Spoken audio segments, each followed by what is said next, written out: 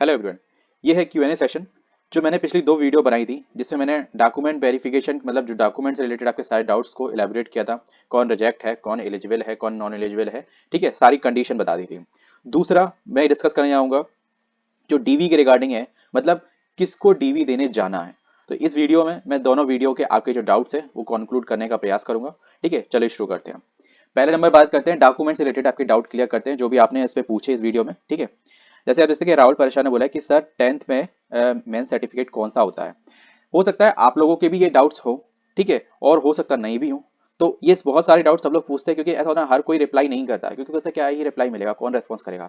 लेकिन मैं प्रयास करता हूँ कि पर डे आपके जब मेरे पास लगभग 30-35 कमेंट हो जाते हैं तो मैं प्रयास करता हूँ कि आपको तुरंत के तुरंत जल्दी सॉल्यूशन दे दूँ, है ना। राहुल पारेश ने बोला कि सर 10th है ना मैं एग्जाम में सर्टिफिकेट कौन सा होता है। देखो राहुल, 10th के एग्जाम में सर्टिफिकेट इस सेंस का मतलब होता है जैसे कि आपने 10th में जैसे कि देखा होगा, एक होता है मार्कशीट जिसमें हमारे मार्क्स की डिटेल दी होती है, एक होता है सर्टिफिकेट, ठीक है, जिसमें ये लिखा होता है कि आपका नाम ये है, आपकी डेट ऑफ बर्थ ये है, आपने इस कॉलेज से, ठीक है, ये 10th इन सब्जेक्टों के साथ किया है।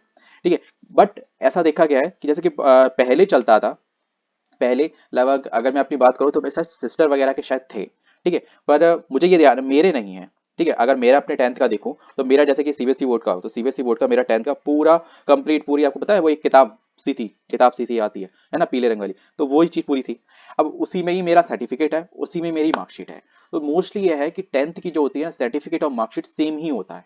ठीक है, अगर किसी ने लगभग 2007 या 2008 से पहले किया होगा या 6 से पहले का होगा 10th, ठीक है, उनका शायद हो सकता है डिफरेंस, क्योंकि उनसे पहले का मुझे नहीं पता। लेकिन इतना पता है 2007-8 के बाद का जिनका भी है, ठीक है, सबका 10th की मार्कशीट और जो सर्टिफिकेट वो एक ही है। तो ठीक है, तो इसमें आपको कंफ्यूज होने का कोई डाउट नहीं है। ठीक है, नेक्स्ट चलते हैं। और हाँ, 12th में सबकी अलग अलग रहती है, अभी भी है। चाहे वो मुझे नहीं पता था, जब एक डीवी कराने गया था तब मुझे उस चीज के बारे में पता चला था, है ना, क्योंकि मेरे स्कूल से प्रोवाइड ही नहीं कराई गई। तो जब किसी ने प्रोवाइड नहीं करी, क्योंकि उस साल लगभग सब फेल हो गए थे, केवल 3 बच्चे मुझे मिला के पास हुए थे उसमें, है ना, तो 3-4 ही पास हुए थे बस, बाकी सब बंटाधार हो गया था। तो ना कोई ने किसी ने लिया ना किसी ने जाना, तो मुझे भी जानकारी नहीं थी। तो मुझे भी लगभग जब मैंने लास्ट डीवी अपना कराया था तो तब मुझे पता चला था। तो 12th में होता है, डिग्री में डिप्लोमा में होता है ना। लेकिन 10th में अभी फिलहाल किसी का नहीं है, दोनों की एक ही रहती है, मार्कशीट और सर्टिफिकेट। नेक्स्ट बात करते हैं, शशांक पांडे बोले होल्ड पोस्ट का कब एग्जाम होगा। होल्ड पोस्ट का एग्जामिनेशन, सॉरी, है ना, जैसा कि मैंने, अगर आप मेरी पिछली वीडियो से अगर फॉलो अप कर रहे होगे तो मैंने ये कहा था कि 14 तारीख के आसपास, 14 या 15 तारीख के आसपास कोई ना कोई अपडेट आएगी जिससे ये क्लैरिफाई हो जाएगा कि आप इनका डीवी होगा या फिर आपका एग्जाम होगा, आपका होगा कि नर्सिंग वालों का होगा। ठीक है, तो ये जो अभी जो डेट आई है इससे ये क्लैरिफाई हो चुका है कि अगले 31 दिसंबर तक तो आपका कोई एग्जामिनेशन नहीं होने वाला। ठीक है, अब आप ये मान के चलते आपको जब भी एग्जामिनेशन होगा लगभग 20 दिन पहले मिनिमम आपको अपडेट मिलेगी ही मिलेगी। ठीक है, ये मिनिमम डेट बता रहा हूँ, 20 दिन पहले आपको अपडेट मिलेगी। तो आप यही अंदाजा लगा लो, जैसे कि मैंने अगर पिछली वीडियो में आप देखो तो मैंने यही कहा था कि आपका एग्जामिनेशन या तो जनवरी की लास्ट वीक में, ठीक है, या फरवरी में गया हुआ है। और नर्सिंग वालों का हुआ तो फिर नर्सिंग वालों का पहले होगा, आपका फिर मार्च में चला जाएगा। ठीक है, क्योंकि आप एग्जाम प्रोसेस में आपका, मैं इसलिए कह सकता हूँ होल्ड पोस्टों का पहले होगा क्योंकि आपका जो आधी पोस्टों का एग्जामिनेशन हो चुका है, डीबी हो रहा है, ठीक है, 22 को। ठीक है, अब आधी बची है तो आधी हो सकता है इसको पहले करें। ठीक है, नर्सिंग का सीन ये है कि नर्सिंग के लिए आपके लिए जो बची पोस्ट है उनके लिए ज्यादातर एक दिन का स्लॉट और लेना पड़ेगा उनको। ठीक है, उसमें सारी समेट जाएंगी। नर्सिंग के लिए इंडिविजुअली है कि उन्हें लगभग मिनिमम 2 दिन लेने पड़ेंगे, मिनिमम 2 दिन। ठीक है, अब मैक्सिमम तो कह नहीं सकते क्योंकि इट्स डिपेंड अपॉन स्लॉट कितने अवेलेबल है और कितने बच्चों ने अप्लाई किया इसकी मुझे जानकारी नहीं है। ठीक है, तो इसके आधार पे हो जाएगा। तो अभी आप ये मान के चलो जनवरी लास्ट वीक या फरवरी फर्स्ट वीक, ठीक है, प्रेजेंटली। अगर ये मान और हाँ, अगर 7 जनवरी से लेकर 10 जनवरी के बीच तक या 5 जनवरी तक भी अगर होगा तो 5 जनवरी तक कोई ना कोई अपडेट आपको जरूर मिलेगी। ठीक है, अगर ऐसा नहीं होता है, ठीक है, और यही जो डीवी की प्रोसेस है, जैसे कि इसमें मेरे ख्याल से कोई स्किल टेस्ट का तो कोई ऐसा टेस्ट है नहीं, है ना, तो इसमें ऐसा कुछ डिलेनेस भी नहीं मुझे लग रहा। स्किल टेस्ट वगैरह होता तो स्किल टेस्ट पहले होता, डीवी बाद में होता, है ना। तो ये चीज ये है कि अगर जिस हिसाब से रफ्तार में प्रोसेस चल रही है तो आपको 5 जनवरी को कोई ना कोई अपडेट जरूर मिलेगी। तो प्लीज वीडियो को लाइक और चैनल को सब्सक्राइब करके जरूर रखिएगा। ठीक है, और अगर वीडियो इन्फॉर्मेटिव लगती है तो वीडियो को लाइक जरूर कर दीजिएगा। नेक्स्ट आपका है कमेंट, अखिलेश पाल, आधार तो 14 नवंबर को जिसने एग्जाम दिया उसका तो फिंगरप्रिंट और आइरिस वाला तो हो ही चुका, आधार की टेंशन खत्म, मतलब। अच्छा, आपको ये लग रहा है कि बायोमेट्रिक दोबारा नहीं होगा क्या? 14 तारीख को एग्जाम जरूर हो गया, वो आपका जो बायोमेट्रिक हुआ आपके एग्जाम के लिए हुआ, डीवी के लिए होगा, ज्वाइनिंग के वक्त होगा, वो अलग है। आपको अगर जानकारी नहीं है तो मैं बता दूं, अब जो आप जो जहां तक है धीमे धीमे करके ये चीज बढ़ रही है कि आपकी जो जब आप ज्वाइनिंग करोगे, ज्वाइनिंग के वक्त और फिर आपकी डेली जो अटेंडेंस लगेगी वो बायोमेट्रिक से लगेगी। तो ये आधार आपसे बायोमेट्रिक के रूप में पीछा नहीं छोड़ने वाला। और हाँ, आधार की टेंशन वैसे टेंशन कह सकते हो कि कहीं और यूज नहीं हो रहा है, इस मामले में से टेंशन खत्म है, ठीक है, लेकिन आधार का यूज प्रॉपर है, आपका आधार सही होना चाहिए। क्योंकि अगर आप डीवी में देखेंगे तो उसमें साफ साफ लिखा है कि आधार मांगा गया है ना। तो ये मत सोचो कि अभी आपका वो तो एग्जाम के लिए हुआ था भाई, फिंगरप्रिंट आईरिस जो भी हुआ था, वो तो आपका एग्जाम, आप सिलेक्ट हो अच्छा ना हो उससे कोई मतलब नहीं ना, आप एग्जाम बॉडी में आए हुए हो तो मतलब आपने, इसका मतलब अगर पहले भी जितने भी एग्जाम सब में ऐसा ही होता है, बायोमेट्रिक सब में होता है। हाँ, फिर ज्वाइनिंग के वक्त जाओगे तब वहां पे उसमें जैसे कि आपने देखा होगा, वीडियो पूरी देखी होगी तो उसमें मैंने बाकायदा उसमें लिखा हुआ है, ठीक है, ज्वाइनिंग के वक्त आपका बायोमेट्रिक होगा, ठीक है, और हो सकता है कि डीवी में भी आपका बायोमेट्रिक हो क्योंकि आपको वैलिड माना जाए, ठीक है। तो इसलिए ही उसमें साफ साफ ये डॉक्यूमेंट भी लिखे हुए हैं कि जो आपको डॉक्यूमेंट लेके जाने हैं आईडी के रूप में, आधार कार्ड है, पैन कार्ड है और शायद वोटर आईडी है, ठीक है, तो इन ये 3 दिए गए हैं। तो मैंने डीएल इसीलिए बोला है, डीएल मैंने इसलिए बोला कि भाई देखो अगर आपके किसी में करेक्शन वगैरह कुछ इशू हो, डेट फोटो का इशू हो, ठीक है, तो वो चीज हो सकती है। तो टेंशन खत्म नहीं है, टेंशन तब तक खत्म नहीं है जब तक आपकी ज्वाइनिंग नहीं हो जाती है ना, ये बात मान के चलो। डरा नहीं रहा हूँ, अलर्टनेस कर रहा हूँ, ठीक है। Next, the information science. Sir हमने फॉर्म 9/23 का ओबीसी सर्टिफिकेट फिल किया है ही, और नया हमारे पास 1/25 का ही है, तो कोई प्रॉब्लम तो नहीं होगी? देखो, वैसे आपने जो फिल किया था वो वैसे गलत किया था, अगर हो सकेगा तो कैंडिडेट कैंसिल हो सकता है। लेकिन एक चीज यहाँ पे, जो अगर आपने देखा होगा वीडियो में जैसा कि मैंने बताया कि इसमें अगर आप ओबीसी से हैं, हाँ तो ओबीसी हैं, तो उसमें ये लिखा हुआ है कि 1/4/2024 के बाद के इशू वाले सर्टिफिकेट, ठीक है, आपका सर्टिफिकेट 1/4/2024 के बाद का इशू होना चाहिए। तो ये पॉसिबल है कि डीवी के वक्त आपका ये जो 1/25 का है, तो ऑब्वियसली बात है कि, और नया हमारे पास 1/25 का है, तो आपने क्यों लगाया, इतनी बड़बड़ी ही क्या थी, ठीक है। लेकिन अब ये है कि आपके पास 1/25 का है तो आपका 1/25 के से फॉलो अप हो सकता है, क्योंकि क्योंकि डीवी के जो इंस्ट्रक्शंस है ये ऑफिशियल इंस्ट्रक्शंस है, मैंने मेरी तरह से फॉर्मेटेड नहीं है, ठीक है, उसमें लिखा हुआ है कि 1/4/2024 के बाद का इशू होना चाहिए। तो ये हो सकता है थोड़ा सा नेग्लिजिबल हो जाए, ठीक है, क्योंकि फॉर्म में भरा हुआ है तो थोड़ा सा नेग्लिजिबल हो सकता है, पर मैं 100% नहीं बोल सकता। नेग्लिज मतलब कैंडिडेट कैंसिल होने के चांस तो हैं, ठीक है, लेकिन आपके पास ये भी है तो आपके क्लियर होने के भी चांस भी हैं, ठीक है। तो दोनों माइंडसेट लेके जाइएगा, ठीक है, और डरिएगा नहीं, जो अपनी बात है अपनी बात को देखो, इतना मत डीपली बोलना कि हाँ मेरा 9/23 का था अब इसमें ऐसा। पहले ये देखो, जैसे कि मैंने आपको बताया कि आपको स्कोर कार्ड लेके जाना है, ठीक है, और डॉक्यूमेंट में अगर आपने देखा होगा वीडियो, स्कोर कार्ड लेके जाना है, और एक और स्कोर कार्ड, और हाँ एडमिट कार्ड, तो ये लेके जाने हैं ना। तो उसमें अगर इसमें मैंने जो इस वीडियो में अगर एप्लीकेशन बताया नहीं है, ठीक है, एप्लीकेशन फॉर्म नहीं लेके जाना है, लेके जाना आप, ठीक है, लेकिन अगर नहीं मांगे तो मत देना, कोई जरूरी नहीं है, क्योंकि वहां पे वो तुरंत आपके डॉक्यूमेंट देखेंगे, अगर उसको फॉलो करके काम हो जाए तो ठीक है, ठीक है। बाकी अगर अब इसकी वजह से अगर नहीं होता है तो फिर इसमें अब आप कुछ कर भी नहीं सकते। मैं तभी कहता हूँ प्लीज यार चैनल को सब्सक्राइब करो, मैं तभी हर वीडियो के इंस्ट्रक्शन में डिटेल में बताता हूँ। और होता क्या है, इस वजह से कि जब मैं डेप्थ में चला जाता हूँ और तो व्यूअरशिप डाउन हो जाती है, लोग कहते हैं यार क्या ही देखना, सीधा सीधा मेरा सब सही है।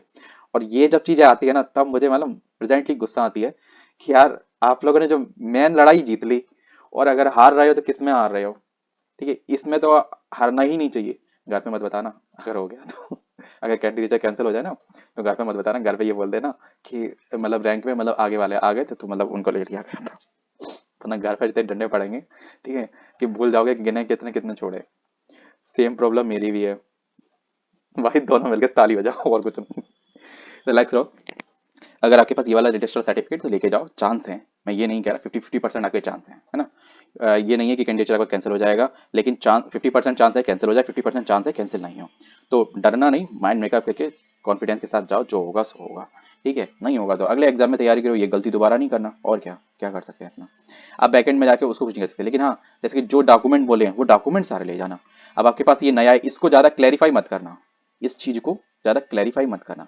ये वाला आपका सर्टिफिकेट बिल्कुल 110% वैलिड है, क्योंकि 1/4/2024 के बाद का इशू बोला गया है, तो वो तो जाए, अब आपका अगर अभी बना हुआ होता ना, अभी 10 दिन पहले का, ठीक है, तो भी आपका वैलिड हो जाता है ना। ये बहुत अच्छी चीज थी, बहुत अच्छी चीज है, मतलब बहुत अच्छा लूप होल है, जिससे कि बहुत बच्चों का बंटाधार होगा। आयुष कश्यप आयुष कश्यप बोले ब्रो लिसन, का ओबीसी सर्टिफिकेट की कोई एक्सपायरी नहीं होती है, ठीक है, okay. And in the official notification में ये मेंशन ही नहीं है कि 2023-24 का ओबीसी सर्टिफिकेट लगाए। अच्छा, and the last point, and the latest notice में 1/4/2024 के बाद वाला ही मांगा गया है। तो नाउ कीप योर पॉइंट। देखो, ये जो बात कही है आपने कि 23 और 24 का ओबीसी सर्टिफिकेट, ये मेंशन ही नहीं है कि 23 और 24 का ओबीसी सर्टिफिकेट लगाएं। ये किन्ने का भैया, किन्ने का? नोटिफिकेशन दोबारा देखे हो यार, और क्या मैं कहूँ। ठीक है, एक बात ध्यान रखो, ओबीसी का सर्टिफिकेट और ईडब्ल्यू का सर्टिफिकेट हर फाइनेंशियल ईयर में एक्सपायर होता है ना? क्यों? क्योंकि इसमें देखो, ओबीसी में और ईडब्ल्यूएस में डायरेक्टली इनडायरेक्टली फाइनेंशियल बैकग्राउंड लगता है। ठीक है, ओबीसी में भले फाइनेंशियल बैकग्राउंड नहीं लगता, पर एक फाइनेंशियल लिमिट होती है, तभी वो वैलिड होता है, ओबीसी एनसीआर। ठीक है, तो इस वजह से अब रूल है कि हर फाइनेंशियल ईयर में चेंज होगा। अब अभी तुम यही देख लो, आरएमएल में आया अभी, है ना आयुष? आरएमएल में आया है, तो आरएमएल में सीन उन्होंने क्या कर दिया है, आरएमएल में सीन ये कर दिया है कि उन्होंने इनिशियल डेट नहीं दी है। उन्होंने ये बोला है कि कि जब आपका एग्जाम हो, सीबीटी, सीबीटी के एग्जाम के 6 महीने पहले तक का इश्यू होना चाहिए। अब उसमें एक मेन चीज है, आपका फ्यूचर में कैंडिडेचर कैंसिल करने का पास भी उनके पास चाबी है। ठीक है, और कैंडिडेचर एक्सेप्ट करने की भी उनके पास चाबी है। अब इस पॉइंट के आधार पे अब अभी वो चीज क्लैरिफाई नहीं है, लेकिन जब आपका डीबी होगा ना, तब ये चीज क्लैरिफाई होगी कि आपका सर्टिफिकेट इस डेट के बाद का इश्यू वाला होना चाहिए। अभी मैंने मेल किया तो उन्होंने यही कहा, जो अभी आपके पास है वो आप लगा दो, ठीक है, बाकी बाद में देख लेंगे। तो बाकी बाद में क्या देख लोगे यार, कैंडिडेट अगर कैंसिल होगा, है ना, तो फिर क्या होगा?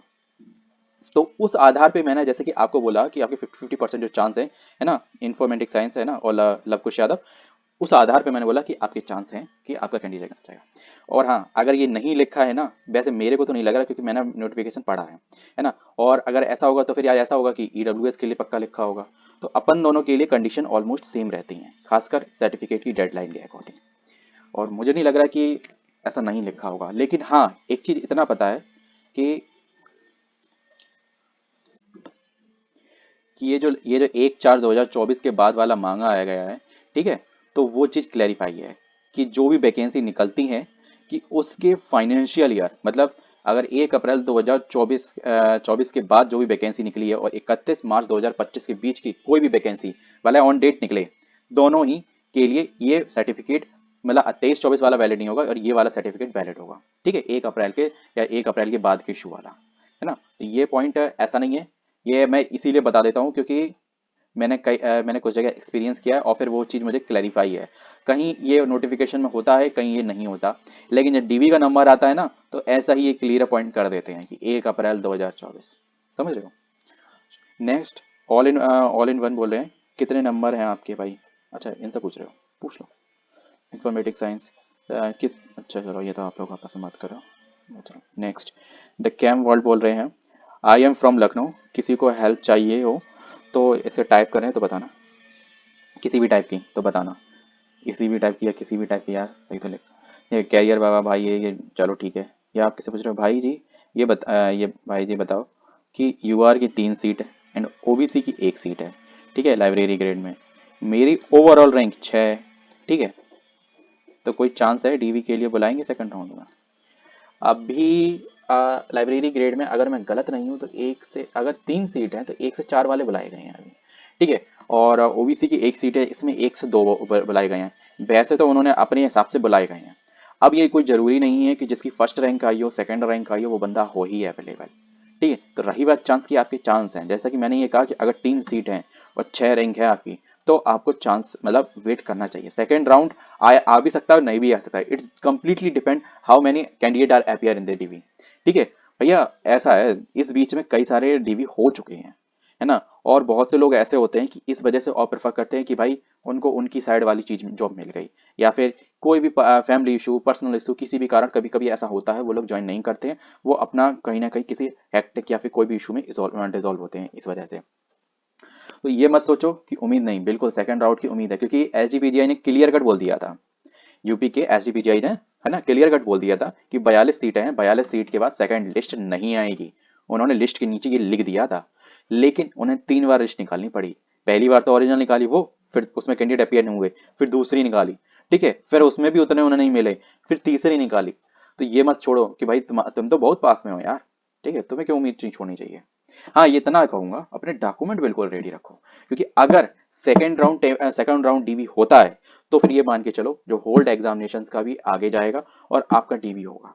इतना चांस ये है कि आपको अगर अपडेट मिलेगी तो 22 तारीख से 7 दिन कब होते हैं, 29 तारीख, 29 दिसंबर तक आपको अपडेट मिल जाएगी।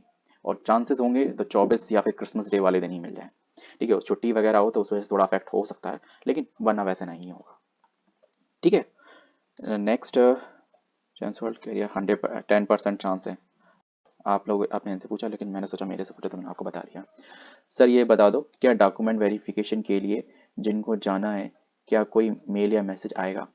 देखो, अनटिल अनलेस अभी तक केजीएमयू का कोई ऐसा रोल नहीं रहा है कि वो मेल द्वारा कोई कांटेक्ट करे। क्योंकि जैसे कि अगर सैफई वाला का एग्जामिनेशन हुआ था तो उन्होंने एडमिट कार्ड के लिए भी मेल के थ्रू कांटेक्ट किया था, लॉग इन के लिए भी, फिर डीवी के लिए भी फिर उन्होंने सबको इंडिविजुअल मेल भेजे थे। तो वो चीज़ ये है, भले उन्होंने रिजल्ट निकाला था पर इंडिविजुअल उन्होंने मेल ही भेजे थे, वो बाई मिस्टेक सर्वर के कारण कुछ गलत भी चले गए थे कुछ लोगों को। ठीक है, तो वो सब चीज़ें हुई थी। तो मेल का इंटरेक्शन केजीएमयू ने अपनी तरफ से अभी तक किया नहीं है। रही बात रेस्पॉन्स की, तो रेस्पॉन्स भी बहुत ढीला है। ठीक है, तो बहुत टाइम लगाते हैं रेस्पॉन्स लेने में अगर आप कोई भी क्वेरी रिप्रेजेंट करते हो। ठीक है, तो ये चीज़ है कि जिनको बुलाया जाना है कि मेल या रेस्पॉन्स कोई ज़रूरी नहीं आए। अब जैसे कि एक बंदा था और सब्सक्राइबर था, तो उन्होंने कमेंट किया था पिछले से पिछले वीडियो में कि मेरे पास मेल आया है। तो मैंने उनको कंसर्न कर दिया कि अगर आप प्लीज़ अगर वो मेल फॉरवर्ड कर सकें मुझे, और अपनी पर्सनल डिटेल को हाइड करके, तो प्लीज़ मुझे फॉरवर्ड करें, ताकि मैं भी उसको वो भी उन्होंने उस मेल के रिगार्डिंग कुछ कंसर्न किया था, है ना, कि मुझे ऐसे ऐसे मेल आया है, ठीक है, डीवी के लिए, और ये चीज़ें लिखी हुई हैं। तो फिर मैंने कहा आप मुझे फॉरवर्ड कर दो, तो मुझे फॉरवर्ड करके मैं उस चीज़ को अच्छे से समझ भी पाऊंगा। और जैसे कि आप लोगों के डाउट्स है कि मेल आएगा कि नहीं आएगा या किन को आएगा, ठीक है, तो वो चीज़ आएगी। वैसे आप ये मान के चलो 50% नहीं आएगा, 50-60% नहीं आएगा आपको मेल। ठीक है, अगर आपकी रैंक, अगर आपने नहीं देखा हो तो ये जो पिछली वीडियो मैंने बताई थी कि जिसमें मैंने कौन डीवी के लिए जाना है, ठीक है, कौन एलिजिबल है, किसको डीवी देने जाना है, वो वाली वीडियो बनाई थी। उसमें आप देख लेना, फटाफट से आपको क्लियर कट हो जाएगा, और उससे बेहतर मुझे नहीं लग रहा कि आप समझ पाओगे कि आपका जाना है कि नहीं जाना है। और जिनका रैंक के अकॉर्डिंग मैंने उसमें बताया कि किन को वेट करना है और किन को डीवी के लिए जाना है। ठीक है, नेक्स्ट, अब वीडियो में यहीं समाप्त करता हूँ। इसमें आपके जो डॉक्यूमेंट वेरिफिकेशन रिगार्डिंग जो भी आपके डाउट्स थे वो आपके मैंने क्लियर कर दिए होंगे। अब नेक्स्ट वीडियो में जो आपके किन को डीवी के लिए जाना है, उस वीडियो में जिन लोगों के डाउट्स थे उसका क्यूएनए सेशन करेंगे। तो मिलते हैं नेक्स्ट वीडियो में, उसके साथ जय हिंद।